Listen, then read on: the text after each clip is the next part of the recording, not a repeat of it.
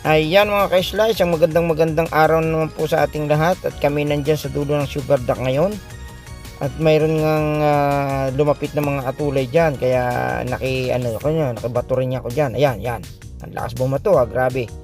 Ayan, dahil andyan nga sa malapit ng atulay kaya ayan si Capredi may huli. Ayan, inangat na. Yan, may atulay si Capredi kaya nakikibato rin ako.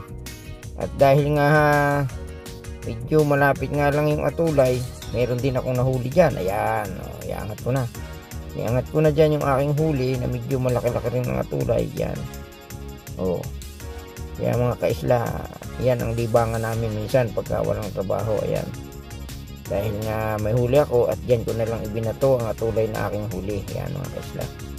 At dahil nga maganda ang kagatan ng atulay ngayon, ayan, meron na naman akong nahuli dyan sa pagbato ko na yan. Ayan. Ang problema lang, ayan, inaangat na. Hinila. Ayan mga ka-isla, ayan.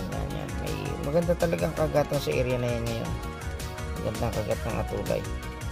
Kaya lang dapat talaga dyan, merong pangsalo. Kasi alam mo yan, mga ka-isla, ayan, hindi ko nadampot, nalaglag, ayun.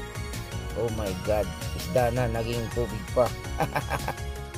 Ayan, at may dumating na naman po tayong isang ka-angler. Ayan. At tayo dumarami dyan sa dulo ng sugar duck. Ayan po, bumato na rin siya mga ka-isla, bumato na.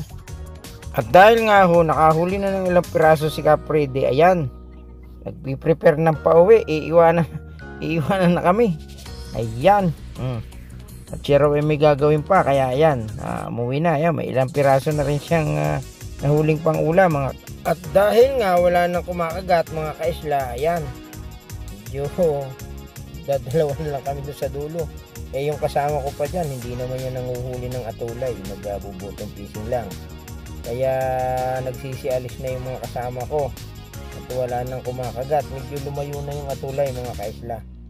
Yan ang medyo pagkakaiba ng walang bangka kaysa sa may bangka. Dahil kung may bangka ka or kayak, marusundan mo kung saan ang punta ng mga atulay dito. Ayan po mga ka-isla. Kaya yung mga nandyan lang sa tabi, ayan, maghihintay ka na lang ng kakagat at magagawin rin sa kaya mong batuhan. Kaya yan, yung mga nagpipishing, aalisa na, tsaka medyo yung iba may mga trabaho na, umaga kasi yan mga ka-isla. Kaya siyempre sa inyong mga nanonood, maraming salamat sa inyong walang sawang pagsuporta sa channel ko. Ayan, panay pa rin ang bato habang naghihintay ng kakagat mga ka-isla. Kaya tiyaga na lang muna. Yan, habang naghihintay pa rin. Ayan po mga ka-isla. Ayan, at dumating si paring Panday. Ayan, nakikitingin din.